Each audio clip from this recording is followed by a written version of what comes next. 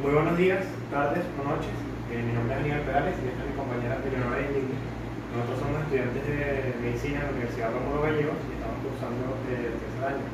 Para la carrera de semiología vamos a realizar un video de cómo se realiza el examen físico de la cadera o de la articulación coxofemoral. Lo primero y lo más importante, inicia en el primer contacto con el paciente a la hora de la inspección, evaluar sus marchas o sus actitudes. Se dice que cualquier cambio en la marcha o en la actitud del paciente es manifestado o se correlaciona con una patología de la cadera y en ausencia de estas pues podemos descartar cualquier patología de la cadera. Se le pide al paciente que camine en línea recta.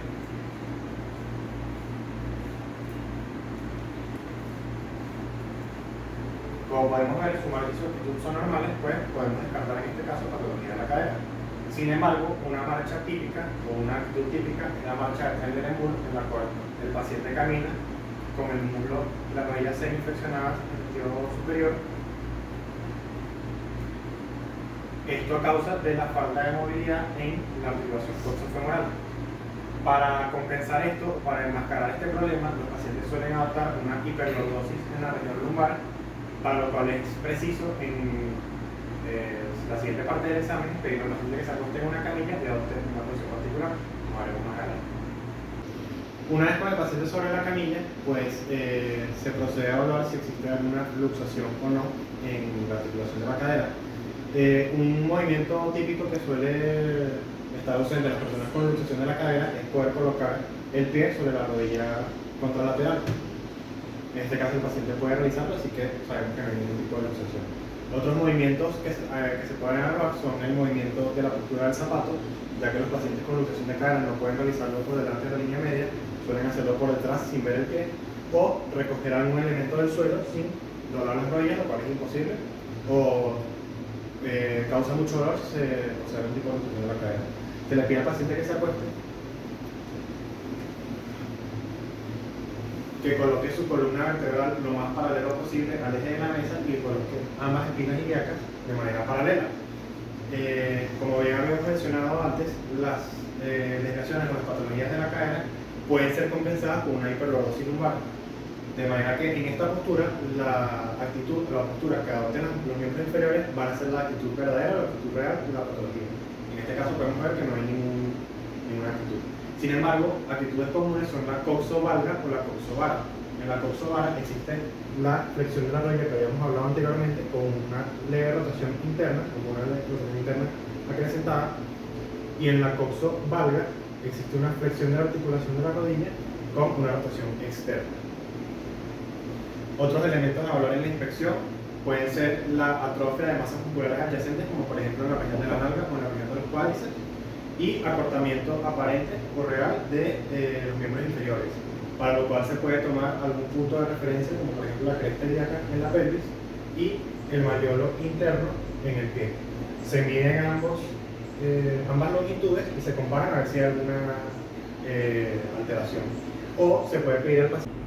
Se le pide al paciente que flexione ambas rodillas y se mide o se visualiza la longitud aparente de las rodillas o la longitud aparente de los pies, a ver si hay alguna alteración con respecto al otro miembro.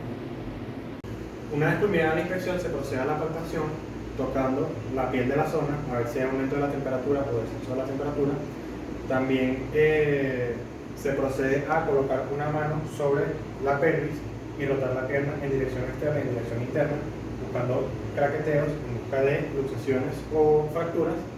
Y dos puntos importantes en esta región son el triángulo de Scarpa y la tuberosidad trochanteria. En el triángulo de Scarpa podemos encontrar una región en la que concurren varios ganglios linfáticos, en el cual podemos palpar los ver si están inflamados, y también podemos palpar para sentir el pulso femoral. Y en la tuberosidad trochanteria podemos hacer presión en busca de bursitis trochanteria. En caso de que la presión sea dolorosa, pues se dice que el paciente padece de bursitis trochanteria, la cual es un dolor crónico en toda la región de la cadera. Una vez terminada la palpación, se procede a evaluar el rango de movilidad de la articulación de la cadera. Para esto haremos dos evaluaciones, una con el paciente en decúbito ventral y una con el paciente en decúbito dorsal. Primero evaluaremos al paciente en decúbito dorsal, evaluaremos los movimientos de flexión, abducción, y abducción y abducción. Entonces pediremos al paciente que flexione la rodilla y el muslo por encima del abdomen, y el muslo debería dibujar un ángulo de 60 grados con respecto al eje de la mesa.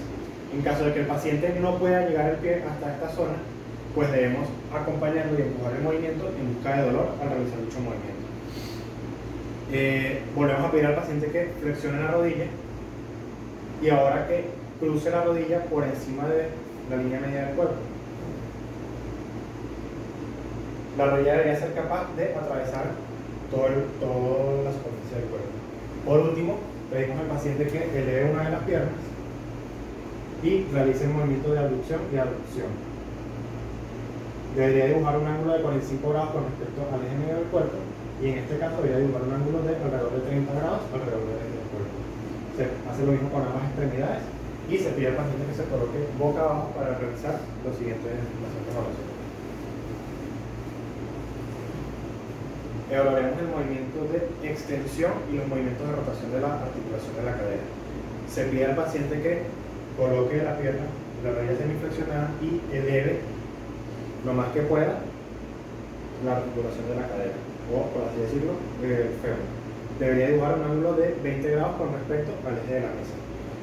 Y por último, en los movimientos de rotación, se coloca la rodilla semiflexionada y se le pide al pie que dibuje arcos hacia afuera y hacia adentro con el pie. ¿Para qué? Para evaluar la rotación de la cabeza del fémur en la articulación dorsofemoral. En caso de cuando el arco del pie va hacia la parte interna, se dice que esto es rotación externa, porque la cabeza del fémur debe rotar hacia afuera cuando realizamos este movimiento. Y en el sentido contrario se dice que es rotación interna, porque la cabeza del fémur debe hacer lo opuesto para realizar este movimiento. Muchas gracias por ver.